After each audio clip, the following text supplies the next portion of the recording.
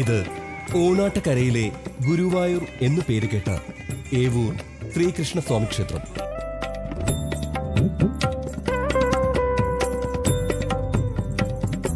ഏവൂർ ശ്രീകൃഷ്ണസ്വാമി ക്ഷേത്രം ആലപ്പുഴ ജില്ലയിലെ ഹരിപ്പാടിനടുത്ത് ചേപ്പാട് എന്ന സ്ഥലത്ത് സ്ഥിതി ചെയ്യുന്നു.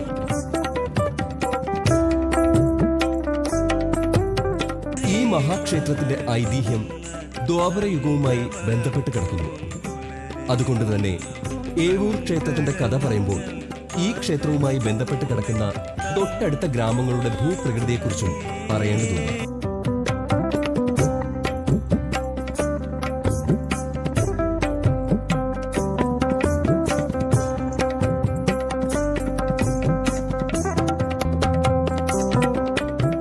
ദ്വാപരയുഗത്തിൽ ഈ പ്രദേശം മുഴുവൻ മഹാ ഔഷധ സസ്യങ്ങളും അത്യപൂർവമായ വൃക്ഷലതാദികളും നിറഞ്ഞ ഗാണ്ഡവ വനം എന്നറിയപ്പെടുന്ന ഒരു മഹാവനമായിരുന്നത്രേ.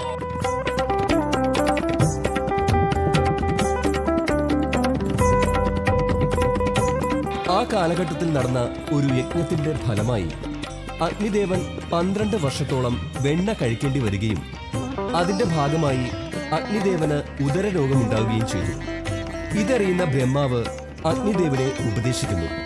രോഗശമനത്തിനായി ഭൂമിയിലെ അപൂർവമായ ഗാണ്ഡവ വനം ഭക്ഷിക്കുക, അതുമാത്രമാണ് പ്രതിവിധി. മഹാവനമായ ഗാണ്ഡവത്തിൽ വസിക്കുന്നതോ സാക്ഷാൽ തക്ഷകനും. തന്റെ വാസസ്ഥലത്തേക്കുള്ള അഗ്നിയുടെ അധിനിവേശം തടയുവാനായി തക്ഷകൻ സുഹൃത്തായ ഇന്ദ്രദേവനെ സമീപിക്കുന്നു.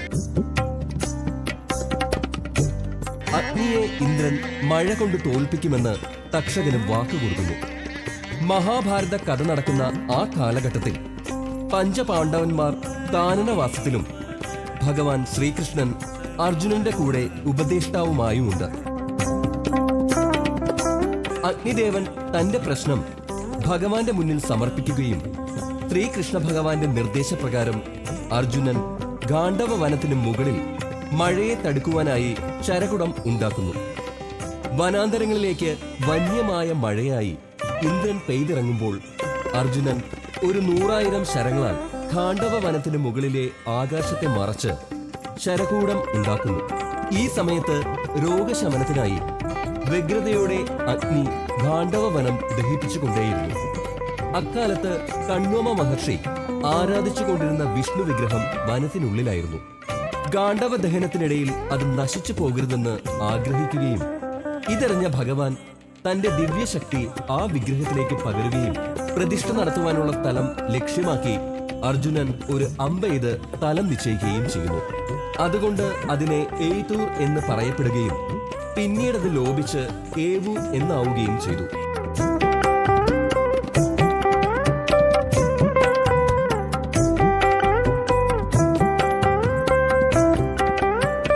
യുഗങ്ങൾക്കപ്പുറത്തെ ചരിത്ര സ്മൃതികളാൽ നിറഞ്ഞു കിടക്കുന്നത് കൊണ്ടായിരിക്കാം ഏവൂരിന്റെ മണ്ണിലേക്ക് സ്പർശിക്കുമ്പോൾ ഓരോ ഭക്തന്റെയും മനസ്സിൽ ജന്മജന്മാന്തരങ്ങൾക്കപ്പുറത്തെവിടെയോ ഒരു ഉൾവിളി പോലെ യുഗാന്തരങ്ങളോളം നിറഞ്ഞു നിൽക്കുന്ന ഭഗവാന്റെ കാരുണ്യ സ്പർശമുണ്ടാകുന്നത്.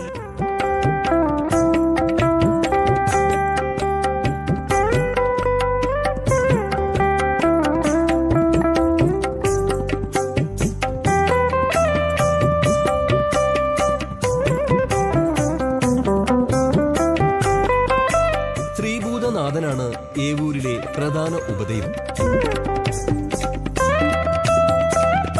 കിരാതഭാവത്തിൽ നിറഞ്ഞു നിൽക്കുന്ന പ്രപഞ്ചനാഥനൊപ്പം പാർവതീദേവിയുമുണ്ട്.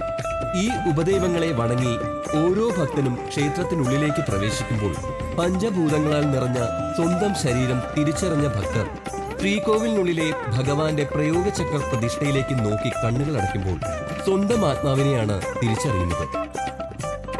ആ തിരിച്ചറിവിലൂടെ പരമമായ മോക്ഷത്തിന് വേണ്ടിയുള്ള ആത്മാവിന്റെ തുടുപ്പുകളാൽ ഭഗവാനോടുള്ള അചഞ്ചലമായ വിശ്വാസത്താൽ നാം സ്വയം മറന്നു പോകുന്നു.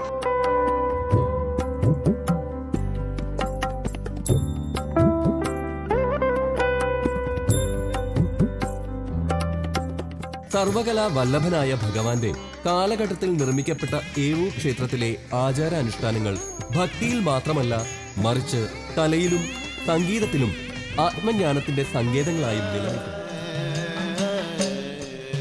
ജയിക്ക ജയിക്ക കൃഷ്ണ ജയിക്ക ജയിക്ക കൃഷ്ണ ജയിക്ക ജയിക്ക കൃഷ്ണ ജയിക്ക ജയിക്ക കൃഷ്ണ ജയിക്ക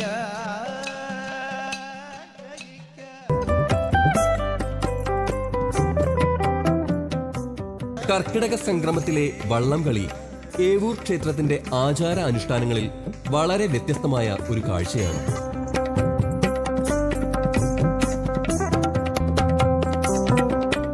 ഏവൂർ പാടത്തു നിന്നും പുഴയിലൂടെ ഭഗവാനെ എഴുന്നള്ളിച്ചുകൊണ്ടുള്ള യാത്ര ഈ പുഴയുടെ അങ്ങേക്കരയിൽ നിന്നും താളമേളങ്ങളുടെ അകമ്പടിയോടെ വഞ്ചിപ്പാട്ടിന്റെ താളത്തിൽ അലങ്കരിച്ചു കൊണ്ടുവരുന്ന വഞ്ചികൾ പത്തിയൂർ ദേവിക്ക് മുന്നിൽ കാഴ്ചാദ്രവ്യങ്ങൾ സമർപ്പിച്ച് ചെറിയ തോടുകളിലൂടെ മറ്റു കരകളിലെ സ്വീകരണങ്ങൾ ഏറ്റുവാങ്ങിക്കൊണ്ട് ക്ഷേത്രത്തിൽ തിരിച്ചെത്തുന്നു.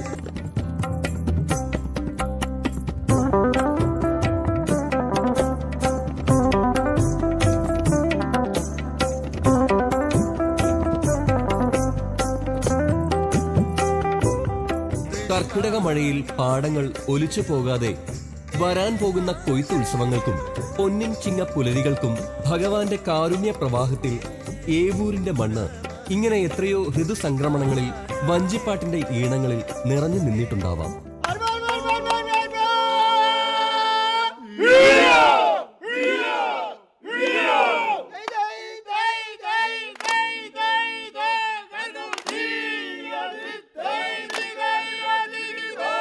ഇന്നും വഞ്ചിപ്പാട്ടിന്റെ ഒരു പാരമ്പര്യം ഏവൂരിന്റെ തലമുറ കെടാതെ സൂക്ഷിക്കുന്നതും നമുക്ക് കാണാൻ കഴിയും.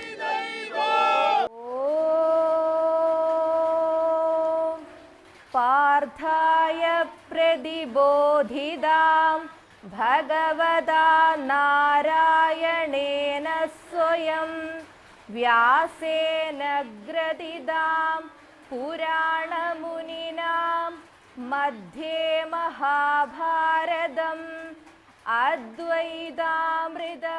മാറുന്ന കാലഘട്ടത്തിലും പൈതൃകങ്ങൾ ഒന്നും നഷ്ടപ്പെടാതിരിക്കുവാൻ ഭഗവാന്റെ അവതാര കഥകളും ലോകത്തിന് മാതൃകയായി നിലനിൽക്കുന്ന ഭഗവത്ഗീതയുമൊക്കെ യുവതലമുറയിലും ആത്മീയ ജ്ഞാനമുണ്ടാക്കുവാൻ വേണ്ടി ക്ഷേത്ര ഭാരവാഹികൾ നാരായണീയവും ഗീതാ ക്ലാസുകളും ഇന്നും തുടർന്നുകൊണ്ടേയിരിക്കുന്നു. 100-ൽ പരം വർഷങ്ങളായി ശ്രീ മഹാഭാഗവത സപ്താഹ യജ്ഞവും നടത്തിവരുന്നു. ഭാരത തൈലപൂർണ പ്രജ്വാലിതോ ജ്ഞാനമയ പ്രദീപാം. ക്ഷേത്രത്തിന്റെ ബലിക്കൽ പുരയിൽ രാമായണ കഥയും കിരാതൻ കഥയും നമസ്കാര മണ്ഡപത്തിൽ ഭാഗവത കഥയും ദാരുശില്പ രൂപത്തിൽ ആലേഖനം ചെയ്യപ്പെട്ടിരിക്കുന്നു.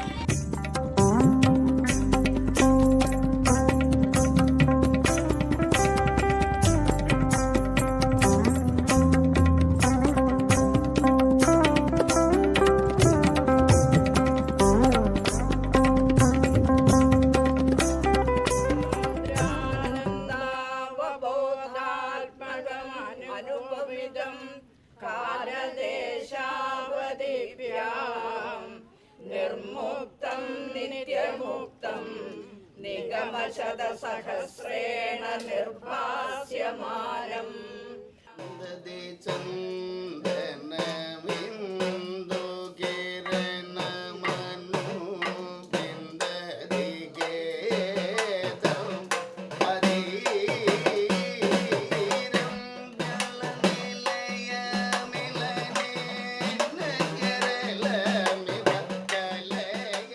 പറഞ്ഞാലും പറഞ്ഞാലും തീരാത്ത കഥകൾ കൊണ്ട് ഏവൂർ നിവാസികൾ നമ്മളെ യുഗങ്ങൾക്കപ്പുറത്തേക്ക് യാത്ര ചെയ്യിക്കുമ്പോൾ ഒടുവിൽ തിരിച്ചു വരാൻ കഴിയാത്ത വിധം നമ്മളൊരു വൃന്ദാവനത്തിലകപ്പെട്ട് ഭഗവാന്റെ മുരളീനാദത്തിൽ അലിഞ്ഞു ചേർന്ന് ദ്വാപര നിലാവിൽ പരമാനന്ദത്തിൽ ലയിക്കുമ്പോൾ ഈ ജന്മത്തിലെ കർമ്മങ്ങളിലേക്ക് കലികാലം നമ്മളെ മുട്ടിവിളിക്കുന്നു.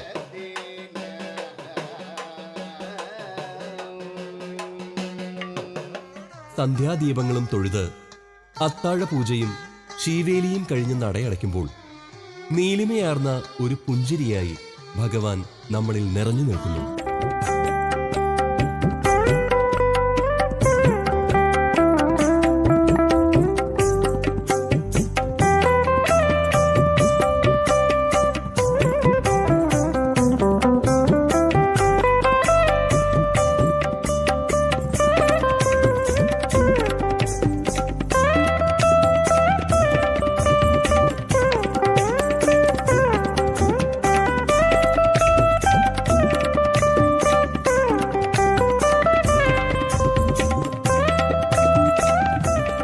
തിരികെ നടക്കുമ്പോൾ ഏവൂരിലേക്ക് വീണ്ടും വീണ്ടും മടങ്ങിയെത്തുവാൻ, ഭഗവാന്റെ ദർശന പുണ്യത്തിൽ അലിഞ്ഞു ചേരുവാൻ ആത്മാവ് കൊതിച്ചുകൊണ്ടേയിരിക്കും.